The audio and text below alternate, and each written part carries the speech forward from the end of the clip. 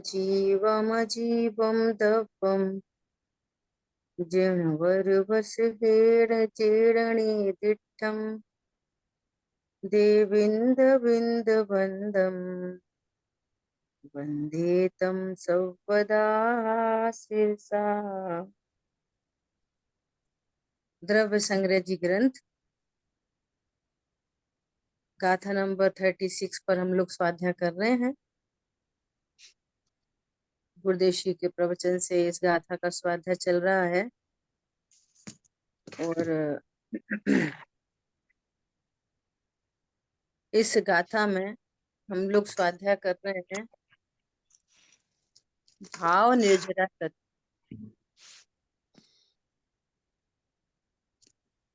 Page number है अपना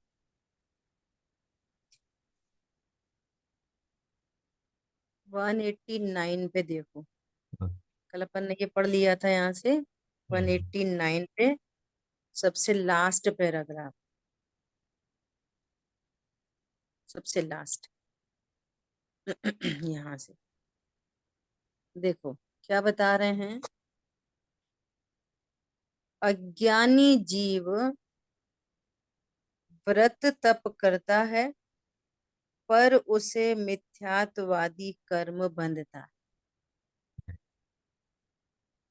प्रश्न आया कि अज्ञानी को भी तो निर्जरा होती है, स्वपाक निर्जरा अज्ञानी को भी तो होती है। तो कह रहे हैं कि वो जीव व्रत तप आदि भी करे तो भी उसको मिथ्यात्व आदि कर्म का बंधन होता है। अतः वह शुभ परिणामी मिथ्या दृष्टि ही है। और जो मिथ्या दृष्टि है उसे क्या निर्जरा है, तो अनंत अनंत कर्मों को बांध रहा है। यहाँ उसकी बात नहीं, यहाँ तो शुभ परिणामी सम्यक दृष्टि की बात है। तो जो उसके शुभ या अशुभ परिणाम है ना, सम्यक दृष्टि ऊपर कहा ना कि सम्यक दृष्टि जीवों को भी अशुभ भाव होते हैं ग्रस्त अवस्था में। कल ही बात आई थी इसी इसी में ऊपर वाले पैराग्राफ में। ग्रस्त दशा में सम्यक दृष्टियों को अशुभ भाव भी होते हैं, कमाने धरने खमा बच्चों को पालने आदि के भाव होते हैं, रोटी बनाने करने के भाव, तो भी सभी अशुभ भाव हैं, है ना। चक्कर क्या है कि अशुभ के नाम पर या तो अकेली हिंसा दिखती है ना, औ- और कषाय के नाम पर अकेला क्रोध दिखता है। मान माया चारी अंदर अंदर चलती रहे, लोभ तो कोई समस्या नहीं, क्रोध व्यक्त हो जाए तो समझ लो कषाय व्यक्त हो गई। समझ आई बात। मतलब ऐसी ऐसी मान्यताएं हैं। और हिंसा ही पाप दिखता है, अकेली हिंसा। और झूठ चोरी कुशील परिग्रह चलता हो तो खाना पीना बनाना करना, इसमें क्या है पाप, ये तो हमें करना ही पड़ेगा। ऐसी स्थिति है अज्ञानी की, तत्व ज्ञान से शून्य, है ना। और यहाँ तो क्लियर कट स्पष्ट एकदम कि सम्यक दृष्टि जीव है उसको भी अशुभ भाव होते हैं। तो अशुभ भाव के नाम पर कैसे भाव होते हैं, कमाने खाने के भाव होते हैं, ये अशुभ भाव हैं। अरे युद्ध आदि की भी चर्चा की गई है, तो सबको थोड़ी होते हैं युद्ध। 96,000 रानियां सबकी थोड़ी होती हैं विषय भोग, ऐसा है ना। तो यहाँ कह रहे हैं कि सम्यक दृष्टि को शुभ जो भाव होते हैं उनकी बात कर रहे हैं, वो तो है सविपाक निर्जरा। और जो कर्म बिना फल दिए खिर गए, वो अंतरंग में जो अतीन्द्रिय आनंद चल रहा है वो है अविपाक निर्जर। समझ आई बात। अब देखो इस बहुत बढ़िया बात आ रही है जो अपन 2-3 दिन से देख रहे थे। सम्यक दृष्टि को अशुभ परिणाम के समय आयु कर्म नहीं बंधता। ये प्रकृति की तरफ से उनको ये खास बात है कि जब अशुभ भाव होगा तो सम्यक दृष्टि जीवों को आयु कर्म नहीं बंधता। है ना। चतुर्थ गुण स्थान में ही 41 पाप प्रकृतियों का भी का तो कभी भी नहीं बनती। चतुर्थ गुण स्थान में ही 41 पाप प्रकृतियां तो कभी भी नहीं बनती। समझ आई। कुछ मिथ्यात्व संबंधी और कुछ अनंतानुबंधी संबंधी। अनंतानुबंधी संबंधी 25 और मिथ्यात्व संबंधी 16। ये प्रकृतियां तो बनती नहीं चतुर्थ गुण स्थानवर्ती को, क्योंकि मिथ्या तो नहीं है, अनंतानुबंधी नहीं है। अब युद्ध का काल है और 41 प्रकृतियां नहीं बन रही। कल बात आई थी थोड़ी सी कि युद्ध का काल है, अशुभ भाव है, लेकिन शरीर से नहीं दिखाई देगा ना कि कौन सी जाति का अशुभ भाव है। वो अप्रत्यक्षान जाति का अशुभ भाव है। अप्रत्यक्षान के जाति के अशुभ भाव में ताकत नहीं है कि वो नरक निगोद ले जाए, त्रेंच गति में ले जाए। उसकी मर्यादा ही नहीं है, उससे उन कर्मों का बंध होता ही नहीं है। नरक निगोद और त्रियंच का बंध तो मिथ्यात्व और अनंतानुबंधी से होता है, वो उसको है नहीं। तो ऐसे अशुभ भाव के काल में भी उसको निगोद का, नरक का, त्रियंच गति का बंध होता ही नहीं है। और इस काल में भी चूंकि वो युद्ध आदि का जो पाप परिणाम है वो अप्रत्यक्षान जाति का है, इसका अर्थ है कि वहां मिथ्यात्व और अंतानुबंधी नहीं होने से उसको उनका स्वामीपना नहीं है। उसका स्वामित्व तो ज्ञायक में आ गया है। ये देह की क्रिया का मैं स्वामी नहीं हूं, इन भावों का मैं स्वामी नहीं हूं। मैं तो ज्ञान स्वरूप ही परमात्मा हूं। तो उनको अविपाक निर्जरा चल रही, आत्मा के भान पूर्वक आनंद युद्ध के मैदान में भी आनंद चल रहा है। कितनी सरल बात है कि जैसे किसी को लॉटरी लगी हो या किसी ने व्यापार धंधा नौकरी कुछ भी किया हो, नौकरी वाले को उसको बहुत बड़ा बोनस मिला हो, बहुत बड़ा प्रमोशन मिला हो, उसको करोड़ों का लाभ हुआ हो, है ना। और एक साइड में करोड़ का लाभ हुआ और दूसरी साइड में समझो 30-40 हजार का मोबाइल हो गया, ऐसा समझो। तो मोबाइल खोने के काल में भी जो आज प्रमोशन हुआ है, आज कंपनी के शेयर्स मिले हैं, आज मुझे इतने का लाभ हुआ है, वो मस्ती उस समय भी चल रही है। अरे, ये बहुत बड़ी बात है। उस समय नेचुरल चल रही है। ऐसे सम्यक ज्ञानी जीवों को अनंतानुबंधी कषाय, जो अनंत का अनुबंध करती थी, 24 घंटे आकुलता आकुलता रहती थी, ऐसी निश्चिंता निर्भरता प्रकट हुई युद्ध के काल में भी, विषय भोगों के काल में भी। जिससे क्या चल रही है, जिससे अविपाक निर्जरा चल रही है, आनंद से अविपाक निर्जरा चल रही है। जीव के परिणामों से कर्मों की निर्जरा है, कर्मों की निर्जरा से जीव के परिणाम नहीं।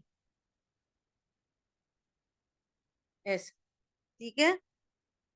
अपितु कोई विशिष्ट प्रकार का पुण्य बंधता है। सम्यक ज्ञानी जीवों को सविपाक निर्जरा से कोई विशेष प्रकृतियों का पुण्य पुण्य का बंध होता है। वो अशुभ भाव के काल में आयु बंधती नहीं। गजब की बात है। तीर्थंकर नाम कर्म ज्ञानी को ही बनता है। जो जीव किसी भी प्रकार के राग को आदरणीय मानता है, उसे तीर्थंकर आदि पुण्य कर्म नहीं बंधता। देखो फिर से समझना, घर गृहस्थी वाले को उपदेश तो भले दिए जाते हैं, नहीं नहीं भैया, बच्चों को देखो, बच्चों को पालो, उन्हें शिक्षा दो, उनको जिमीकंद मत खिलाओ, उनको मंदिर भेजो, उनको ऐसा करो वैसा करो। अपना कर्तव्य है, कर्तव्य है। तो कर्तव्य के नाम पर कर्तृत्व नहीं सिखाया जाता। क्या बोला? तुम कर सकते हो, पर का भला कर सकते हो, पर की हानि कर सकते हो। योग्यता, जिस जो बच्चा घर में जन्मा है उसकी भली होनार उसकी है, तो ऐसे माँ बाप को ऐसे ही भाव आते हैं। क्योंकि उसकी भली होनार है ना, तो उसके निमित्त रूप से वो ऐसे ही माँ बाप के गर्भ में जन्मता है। समझ में आ रही है? और जिसकी योग्यता अच्छी नहीं है, तो फिर उसको निमित्त ही नहीं मिलते। तो बात तो योग्यता से चलती है। ना तो उसकी योग्यता है, ना उसको कहने वाला कोई मिलेगा कि भैया तुम मंदिर जाओ, पूजा पाठ करो, तुम भगवान बन सकते हो। ऐसी बातें कौन करे? क्यों? उसकी योग्यता नहीं। सिस्टम तो ऐसा है, और उपदेश ऐसे ही दिए जाएंगे। उपदेश ऐसे ही चलते रहेंगे। वो उपदेश है, वस्तु स्वरूप नहीं है। समझ आ गई बात? बस। देखो अभी मैं क्या कहना चाहती हूँ, कि मैं ये इसके बाद का एक पेज और दूसरा पेज, मैं ये दोनों पेज को छोड़ती हूँ। क्यों? इन दोनों में पिछला ही बहुत रिपीटिशन है ना।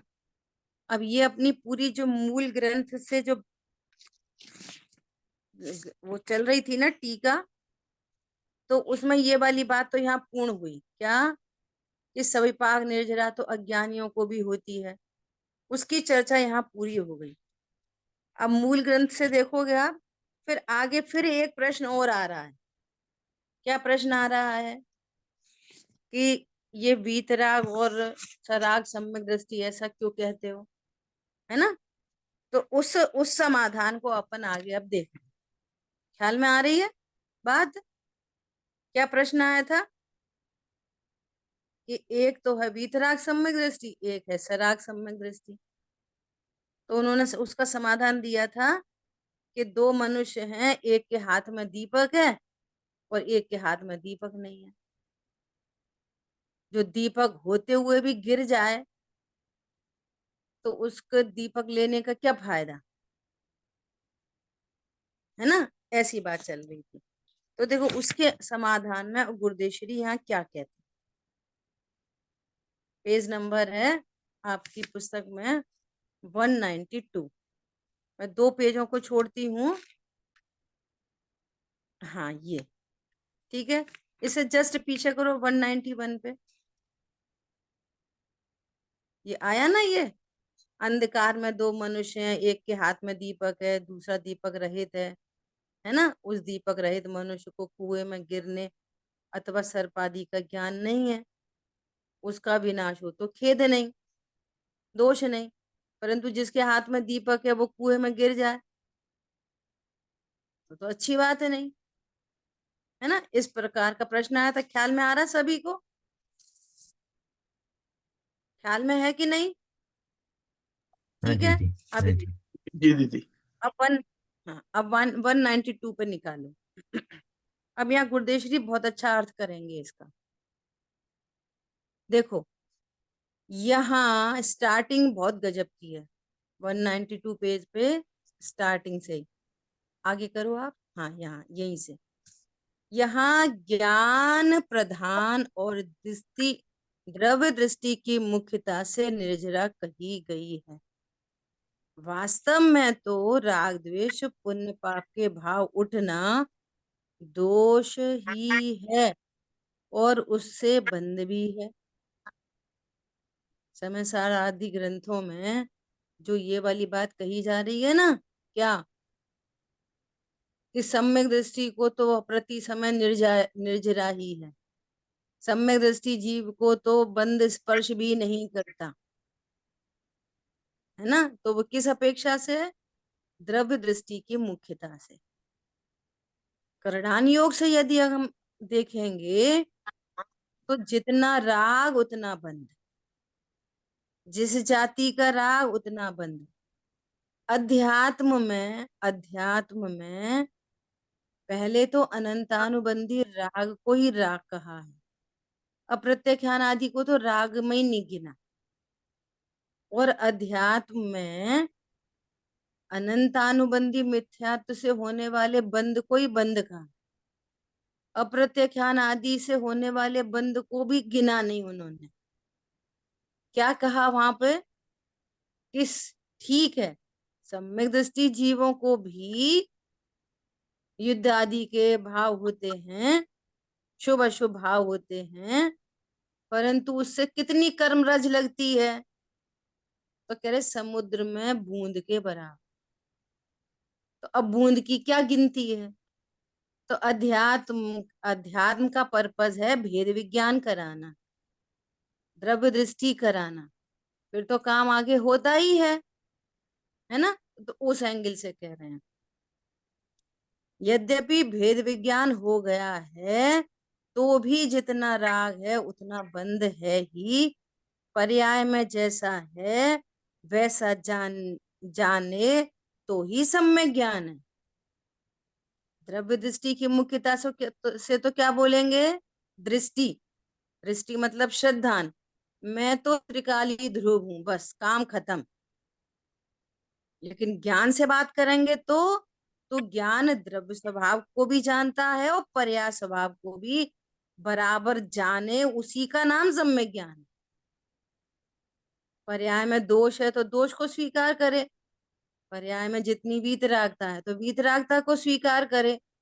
द्रव्य स्वभाव पर्याय मात्र से रहित है, परिपूर्ण है, तो ध्रुव स्वभाव को स्वीकार करे। तो ज्ञान तो अपने पूरे प्रमाण को जानता है और मुख्य गौड़ भी कर सकता है।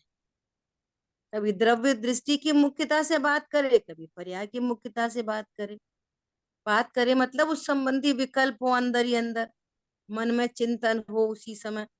किसी से कहे सुने तो वचनात्मक न, खुद ही विचार करे तो ज्ञानात्मक न। नए दो प्रकार के होते ना, वचनात्मक और ज्ञानात्मक। खुद ही विचार कर रहा है अपनी पर्यायों के बारे में तो ज्ञानात्मक। दूसरे को उपदेश दे रहा है, लिख रहा है, तो वचनात्मक। ठीक है। अभी देखो, द्रव्य दृष्टि की मुख्यता से ज्ञानी का शुभ भाव भी निर्जरा के खाते में कहा जाता है, परंतु मोक्ष की साक्षात कारणभूत निर्जरा वीतराग चारित्र के बिना नहीं होती। क्या कह रहे हैं? द्रव्य दृष्टि की मुख्यता से तो क्या कहेंगे? शुभ भाव से भी निर्जरा हो रही, पाप की निर्जरा हो रही ना, और वो भी सविपाक निर्जरा फल दे के खिर रही है, ये कहना है। फल दिया और खिर गए परमाणु। कुछ फल दे के खिर रहे हैं, कुछ बिना फल दिए खिर रहे हैं। तो अध्यात्म दोनों को निर्जरा कहता है। ठीक है। और परंतु मोक्ष की साक्षात कारणभूत जो निर्जरा है वो तो वीतराग चारित्र के बिना नहीं होती। जितना राग है उतना बंद होता है। ये करणान यो डॉट टू डॉट बात करेगा, है ना? अभी देखो, शुभ अशुभ भाव कलंक है, शरण नहीं है, ऐसा माने और उससे बंद न माने, ऐसा कैसे बन सकता है? राग मेरी चीज नहीं, ऐसा ज्ञानी जानता है, इसलिए वह उस राग को दूर करना चाहता है। थोड़े दिन पहले प्रश्न आया था ना कि राग मेरी चीज नहीं, अब होए तो क्या? तो होता रहे कि नहीं नहीं, जो मेरी चीज नहीं तो वो मेरे अस्तित्व में क्यों रहती है?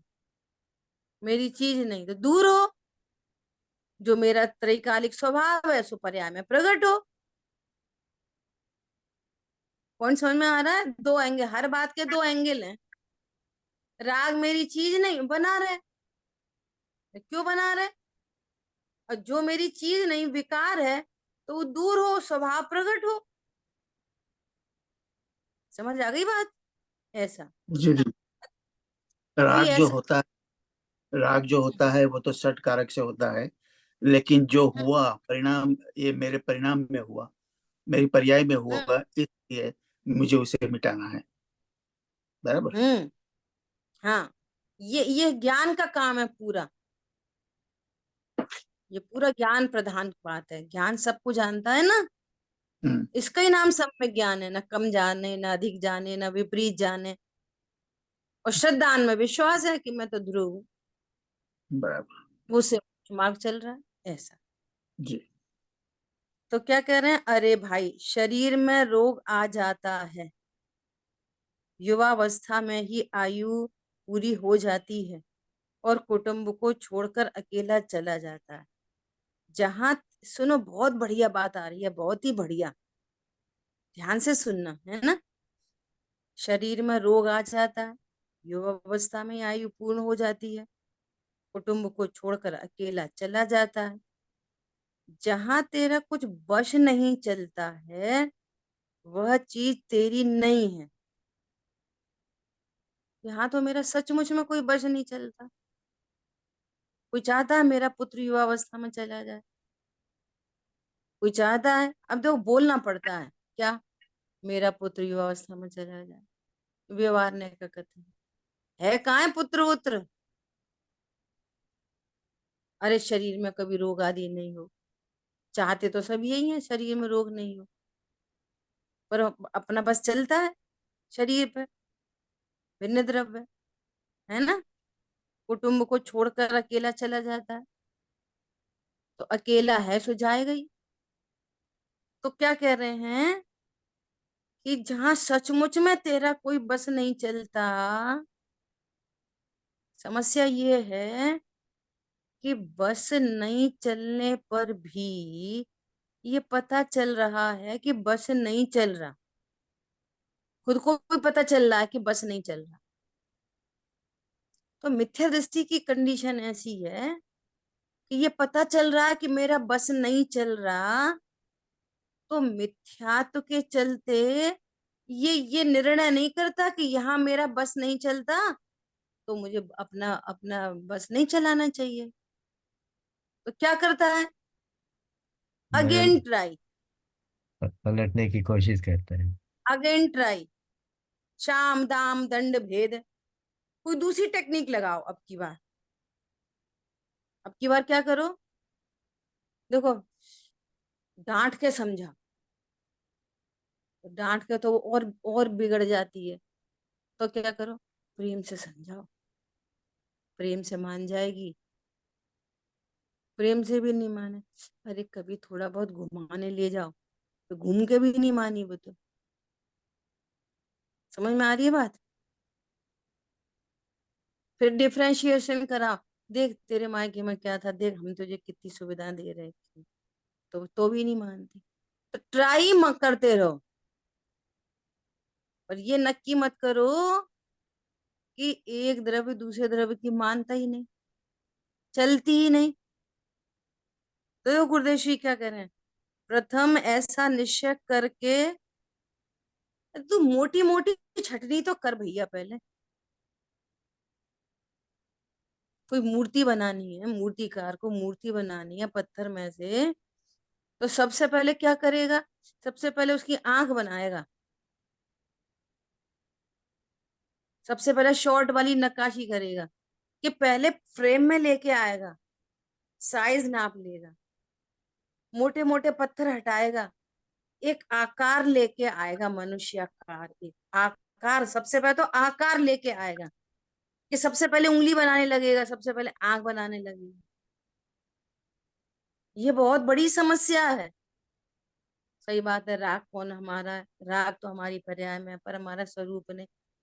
भैया राग तो खुद देखेंगे बाद में, पहले ये बता देह तेरी है कि नहीं, पहले ये बता पत्नी बच्चे तेरे हैं कि नहीं। राग की और ज्ञान की बात है तो हम बाद में करेंगे, तो मोटी मोटी छटनी तो कर लो पहले।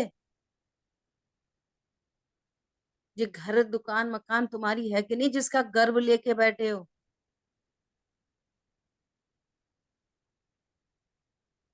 ऐसा एक उदाहरण दिया जाता है कि कोई खूब स्वाध्यायी, बहुत स्वाध्यायी है ना, जो सूक्ष्म से सूक्ष्म पर्याय की भी चर्चा करे, अविभाज्य प्रतिच्छेदों की चर्चा करे, उन्होंने गुरुदेश्वरी को बुलाया अपने यहाँ आहार कराने। गुरुदेश्वरी गए। अब वो अपना घर दिखाए, साहब ये हमारा बच्चों का कमरा, ये हमारा कमरा, ऊपर हमारा स्वाध्याय कक्ष, और ये हमने पाकिस्तान से मंगाया, ये स्विट्जरलैंड से मंगाया, पत्थर हमारा इटालियन। समझ में आ रही है बात? और गुरुदेश्वरी तो कुछ नहीं बोले। तो गुरुदेश्वरी चल दिए। अब उससे तो रहा नहीं गया। कौन स्वाध्यायी बहुत बड़ा, जब उससे रहा नहीं गया ना, तो फिर उसने पूछ ही लिया, साहेब मकान कैसा लगा?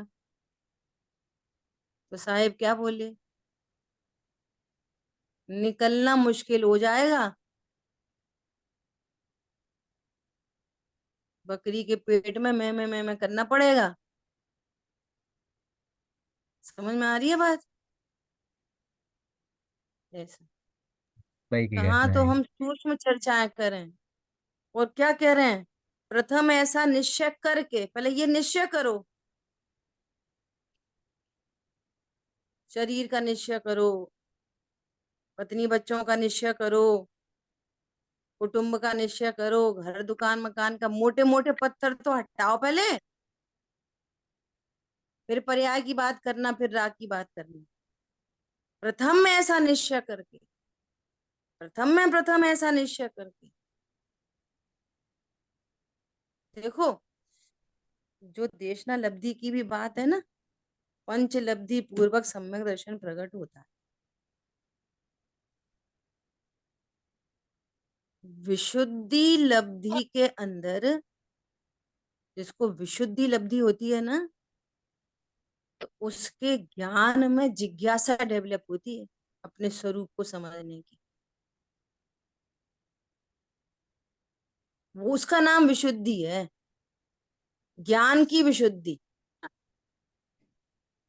वो मंद कषाय अकेली नहीं, अकेले शुभ परिणाम नहीं, ज्ञान में ऐसी विशुद्धता आई है कि जो तत्व निर्णय कर सके। ये है असली विशुद्धि। और उस विशुद्धि पूर्वक कषायों की मंदता हो तो अन्याय नीति अवक्षादि का त्याग हो, और फिर वो पात्र होता है देशना का। और देशना लब्धि के अंतर्गत ही छह द्रव्य सात तत्व का निर्णय और ग्रहित मिथ्यात्व का त्याग ही होता है, तो देशना लब्धि होती है। देशना में जो देव गुरु का स्वरूप कहा गया, वो निश्चित होना चाहिए ना देशना में। देशना दी और हमको लब्धि हुई। देशना तो पर द्रव्य की पर्याय है, लब्धि हमारी पर्याय है। देव गुरु का श्रद्धान हो, छह द्रव्यों का, सात तत्वों का द्रव्य गुण पर्याय, दो द्रव्यों के बीच में अत्यंत भाव की वज्र की दीवार, तब तो प्रायोग्य में आएगा। तो प्रायोग्य में कैसे आएगा? जिसने देशनाई को स्वीकार नहीं किया अभी, जिसने देह के साथ अत्यंत भाव स्वीकार नहीं किया, और स्त्री कुटुंब आदि तो प्रगट जुदे धन धामा है, वे तो प्रगट ही जुदे हैं। सो कह रहे हैं प्रथम तो ऐसा नक्की करो, ऐसा निश्चय करके, त्रिकाली गायक को शरण मान, त्रिकाली गायक को शरण मान, उसमें तेरा बस चलेगा, यहाँ बस चलेगा तुम्हारा जो तुम हो। फिर ट्राई मत करो किसी को अपने अधीन करने की, मनवाने की, अगेन एंड अगेन शाम दाम दंड भेद से ट्राई मत करो। छोड़ दो उसको उसके हाल पे। समझ में आ रही है? फिर भी राग उत्पन्न होगा, फिर भी राग उत्पन्न होगा, अरे ये जीव मोक्ष मार्ग में लगे। फिर भी राग उत्पन्न होगा, भाई ये सही सही जगह पर रखो, बर्बाद नहीं करो। तो वो उस राग को व्यर्थ भाषित होता है उसको। क्या समझ में आई? वो उधर सुधार के लिए एप्लीकेशन नहीं करता, मेरा राग का अभाव हो ये पर के लिए व्यर्थ है और मेरे लिए बंध का कारण है, ये समझ में आती है इसको। बहुत क्या सुंदर। बोला? जी दीदी। कि पर पर के लिए तो व्यर्थ है और मेरे लिए बंध का कारण है, बराबर। तो ये क्यों करना घाटे का सौदा? और कदाचित सामने वाला मान जाए तो वो अपनी योग्यता से माना है, हमसे नहीं माना, हमसे नहीं माना, उसका परमन फिक्स है। तो मान कषाय में नहीं चढ़ेगा, वो तो हमने कही थी, वो तो हमने कही थी, वो तो हमने समझाया, हमने समझाया, हम पहुंच गए थे सही टाइम पे। सो ये कह रहे हैं इतनी मोटी मोटी बातों को छोड़ो, त्रिकालीश गायक को शरण मान। गुरुदेव श्री तो देवशाह गुरु को भी नहीं कह रहे, उतनी तो छटनी कर भैया। शुद्धातम और पंच गुरु जग में शरणों दो, शरण दो नहीं है, दो शरण होंगी। दो नाव पे पैर रखोगे तो डूब जाओगे, एक ही नाव पे पैर रखना। पंचगुरु बता रहे हैं कि तुझे तेरी ही शरण है, तू मेरी शरण ले ही नहीं सकता और मैं तुझे शरण दे नहीं सकता। वे शरण दे नहीं सकते और हम उनकी शरण ले सकते नहीं, ऐसी बात है। राग अनित्य है, यदि कोई ऐसा का ऐसा ही राग पुनः करना चाहे तो कर नहीं सकता, कर नहीं सकता, इसलिए राग आदि अशरण है। अरे भगवान की भक्ति का भी जो राग है ना, वो एज इट इज आप द्वारा नहीं कर सकते। क्या बोला? एज इट इज द्वारा से कर नहीं सकते, तो वो क्या है? अशरण है।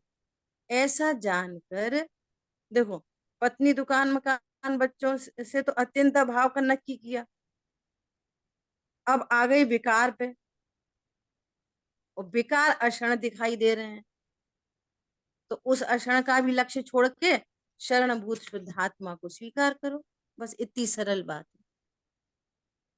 तो दीदी है। आप लेकिन सॉरी, आप ये भी समझाइए कि जब उपदेश की भाषा तो ऐसी होती है ना कि धर्म प्रभाव हम्म ना करो, तो ये धर्म हम्म प्रभाव करो, तो यहाँ तो कहा कि इस प्रकार का जो भी राग होता है, ये राग मेरा स्वरूप नहीं है, उससे तो बंद ही होगा।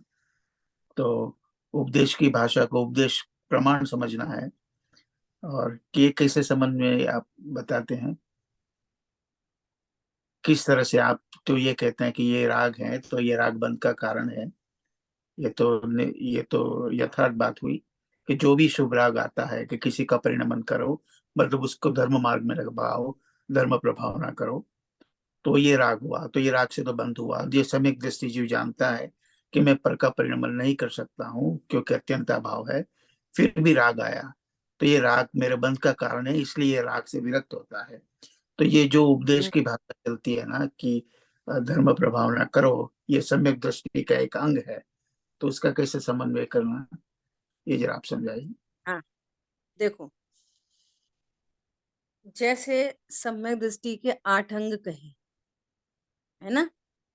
निशंकित आदि 8 अंग कहे ना, हम्म, तो वात्सल्य और प्रभावना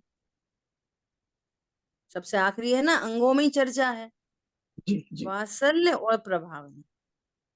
अब समस्या क्या है कि वे जो 8 अंग है ना, वे 8 अंग, जी। अब पूरी जिनवाणी ये मान के चलो कि अज्ञानी के लिए लिखी गई है, हाँ। अत्यंत अप्रतिबुद्ध जीवों के लिए, हर बात को व्यवहार से रखा है। 99.99% जिनवाणी व्यवहार ने में ही लिखी है। अब जैसे बराबर। निशंकित आदि की बात होगी तो क्या कहेंगे निशंकिता में? कि देवशागु के प्रति निशंक हो, हम्म, बराबर। निशंकित में ही तो क्या, तो हम्म, ये हो गया व्यवहार निशंकित। हम्म, निश्चय निशंकपना क्या है? मैं अकर्ता क्या है। हम्म, और भेद कहोगे ना वो व्यवहार, और तो 7 तत्वों में निशंकता भी व्यवहार है। और त्रिकाली ध्रुव हूँ परम अकर्ता नाथ हूँ, ये है निश्चय निशंकित, हम्म, है ना। ऐसे जी निर्वांशक, तो निर्वांशक की बात भी व्यवहार से कहेंगे कि वो भोग आदि की कांक्षा नहीं करता वगैरह वगैरह। निश्चय निकांक्षित अंग क्या है कि भोगों की बात तो असद्भूत हो गई ना, हम्म, जिससे अंतरता भाव है उसको क्यों चाहेगा। हम्म, तो यहाँ बराबर। तो पर्याय मात्र की चाह नहीं हम्म, कि मुझे और बीतरागता हो जाए, जल्दी हो जाए, हृदय दशा जल्दी हो जाए, सिद्ध। पर्याय मात्र की कांक्षा नहीं, ऐसी परिपूर्णता स्वभाव में, तो ये निश्चय निकांक्षित है। ऐसे लगाना सब। जी। मूढ़ता, स्वभाव में मूड नहीं है, अपने स्वरूप में मूड नहीं है। हम्म, और वहां देव शास्त्रों के प्रति मूर्ता कहेंगे, ये व्यवहार मूर्ता। हम्म, ऐसी निर्विचिकित्सा, हम्म, उपगु, अ- अ, हम्म, दूसरों के दोषों को छिपाना। अरे दूसरों के दोषों को छिपाना कोई व्यवहार ने ऐसे कहा है। यदि अपने में कोई दोष हुआ हो, अपने में राग आदि विकारी भाव हो, तो उनको छिपाना। कैसे हम्म, छिपाना, कैसे छिपाना, स्थितिकरण के द्वारा अपने को हम्म, वापस स्थापित करना। अपनी बात है पूरी की पूरी, बराबर। समझ आ गई बात। ऐसे ही वात्सल्य, किससे वात्सल्य, भैया अपने से प्रेम करो। इस जीव ने दूसरों से, पत्नी बच्चे दुकान मकान से बहुत प्रेम किया, कुछ हाथ नहीं लगा। इवन देव शार्दूल के प्रति भी बहुत प्रेम हुआ, वात्सल्य हुआ, तो भी क्या हाथ लगा। जिसने अपने से प्रेम किया ना, तो उसने अपने को गतियों में भ्रमण करने से बचा लिया। ये असली वात्सल्य, निश्चय वात्सल्य। बराबर। अपनी आत्मा से प्रेम, वो है असली प्रेम, है ना। हम्म, और ऐसे ही प्रभावना, प्रकृष्ट भावना, उत्कृष्ट भावना, शुद्धात्म भावना, अपनी पर्याय में परिपूर्णता प्रकट हो ऐसी भावना, ये है असली प्रभावना। बराबर। हम प्रभावना को समझते हैं कि दूसरों को प्रभाव, दूसरों को पढ़ाओ लिखाओ हम्म, बांटो, तो प्रभावना। सब चीज परमार्थ है यहाँ पर। उसके बावजूद भी शेष राग में औरों के लिए भाव होते हैं, हम्म, औरों के लिए भाव होते हैं, परंतु वो जानता है कि मेरे भाव से तो कुछ होने वाला नहीं है, बराबर। फिर भी हो रहे हैं। तो होने योग्य राग को होता हुआ जानता है, नंबर एक। बराबर। होते हुए राग को होता हुआ जान रहा है। हम्म, करणानी देखो, चारों नियोग से लगा, है ना। द्रव्यानुयोग से क्या जानता है, अपने से भिन्न जानता है, बराबर। मेरे से भिन्न। चरणानुयोग क्या बोलेगा, चरणानुयोग कहेगा कि इस राग का अभाव करो, ये चरणानुयोग की शैली है। हम्म, ये राग योग्य नहीं, इसका अभाव करो, ये चरणानुयोग। कर्णानुयोग क्या कहेगा कि जितना राग है उतना सुनो, तुम्हें बंद है, ये कर्णानुयोग बताएगा। हम्म, प्रथमानुयोग, जिस राग का अभाव किया, प्रथमानुयोग उसकी प्रशंसा करेगा। और जिस हम्म, राग का अभाव नहीं किया, तो प्रथमानुयोग उसकी निंदा भी करेगा। चार हम्म, अनुयोग से देखो राग को, पूरा बराबर। कंसेप्ट क्लियर हो जाए। बहुत सुंदर दीदी। हम्म, क्यों, हर हर चीज को आप चार अनुयोग से नाप तोल कर लो, तो पूरी बात क्लियर हो जाएगी एज इट इज। हर बहुत। अनुयोग के कथन करने की शैली है। हम्म, चरणानुयोग तो यही कहेगा कि भैया शेष राग का अभाव करो। हम्म, तो अभाव करने का मतलब ये थोड़ी है कि मैं अभियाल ये गुरुदेव श्री कहेंगे अभियाल यहाँ पर। हम्म।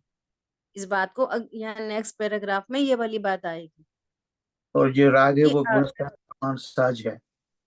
जो हाँ राग आए सहज है। वो साज। बहुत सुंदर दीदी। तो है ना, पकड़ में।